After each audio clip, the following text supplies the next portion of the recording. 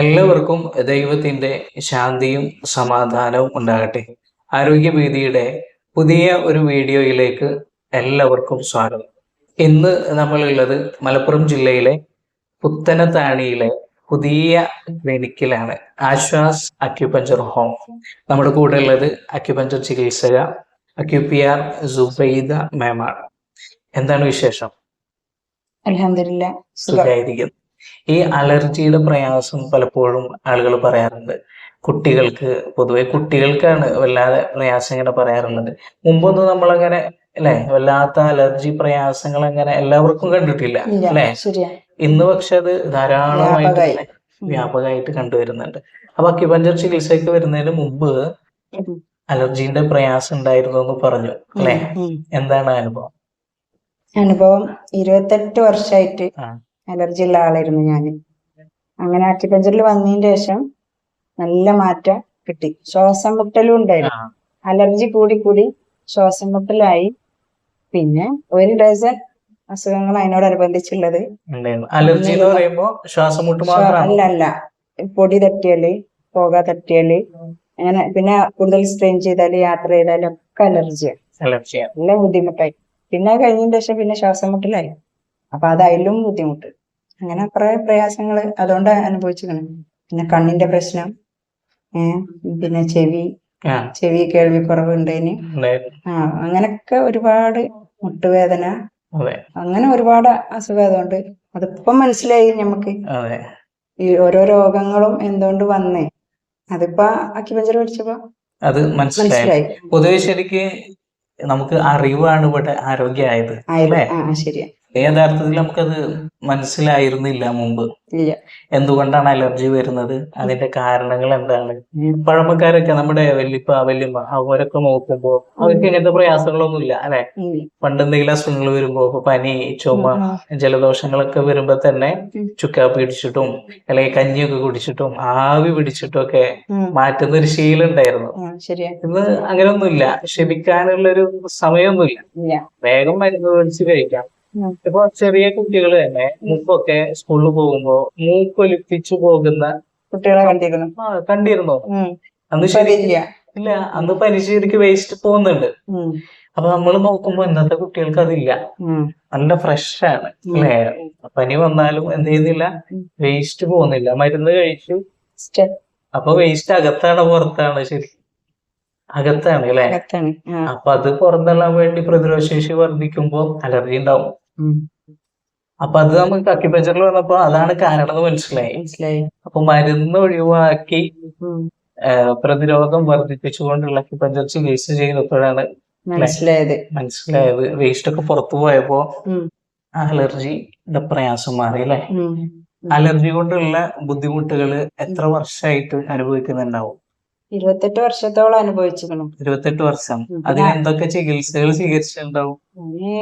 ആദ്യം ഇംഗ്ലീഷ് മരുന്ന്, പിന്നെ ഇംഗ്ലീഷ് മരുന്ന് കൊണ്ട് ആക്കാൻ കിട്ടാതായപ്പോ ഹോമിയോ, ആയുർവേദം, എല്ലാ മരുന്നും എല്ലാം പരീക്ഷിച്ചിട്ട് ലാസ്റ്റ് ഞാന് ഈ സ്പ്രേ മാത്രം കണ്ടിന്യൂസ് ചെയ്തു. പിന്നെ അതിന്റെ ഇടയിൽ ഇടയ്ക്കിടയ്ക്ക് അസുഖം വരും. അപ്പൊക്കെ ഇങ്ങനെ ഡോക്ടറെ കാണിക്കുന്നുണ്ട്. അപ്പൊ തലവേദനക്ക് പോകും.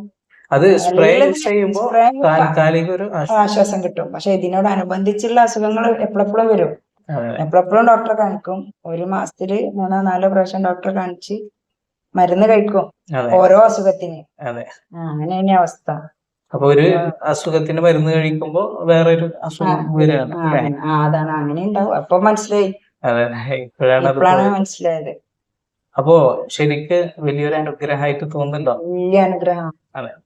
നമുക്കൊക്കെ വലിയ അനുഗ്രഹം കിട്ടിയെന്നാണ് നമ്മൾ വിചാരിക്കുന്നത്. ഈ അക്യുപഞ്ചറിന്റെ അറിവ് കിട്ടിയത് ഏറ്റവും വലിയ അനുഗ്രഹമായിട്ടാണ് നമ്മൾ കാണുന്നത്. അതിലും വലിയ അനുഗ്രഹം നമുക്ക് വേറെ ഇല്ല. കാരണം ആരോഗ്യമാണല്ലോ സമ്പത്ത്.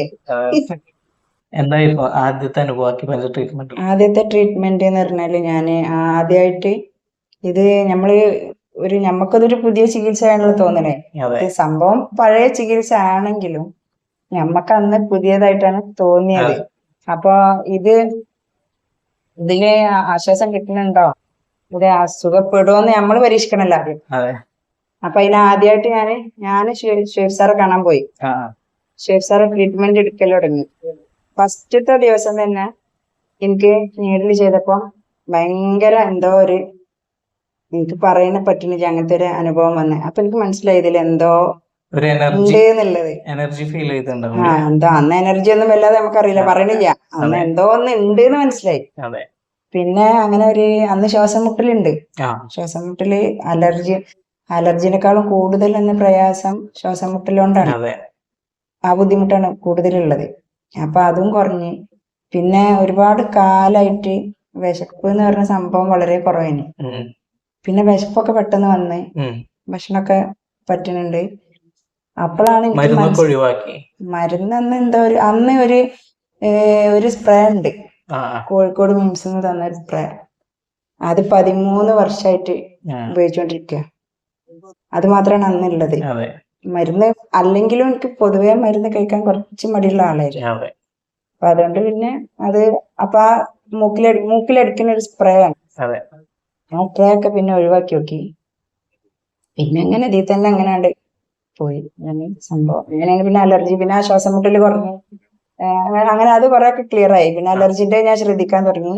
അലർജി കുറഞ്ഞു വരുന്നുണ്ട്. അന്ന് രാവിലെ ഒക്കെ നീക്കുമ്പോ ഒരുപാട് പ്രാവശ്യം തുമ്മിയിട്ട് ഷോക്സ് ഇട്ട് ചെരുപ്പിട്ട് ഒക്കെ കെട്ടിയിട്ടൊക്കെ അടുക്കളയ്ക്ക് പോവാ ആ രൂപത്തിൽ. പിന്നെ അതൊക്കെ കുറെയൊക്കെ റെഡിയായി. അങ്ങനെ കുറെ അനുഭവങ്ങൾ. അങ്ങനെയാണ് ഒരുപാട് അസുഖങ്ങൾ അതുകൊണ്ട് വന്നത്. പിന്നെ ബാക്കിയൊക്കെ സുഖമായി. കേൾവിന്റെ ശരിയായി. എപ്പോഴും കണ്ണ് ചൊറിഞ്ഞ് പിന്നെ കണ്ണിന്റെ റെഡിയായി.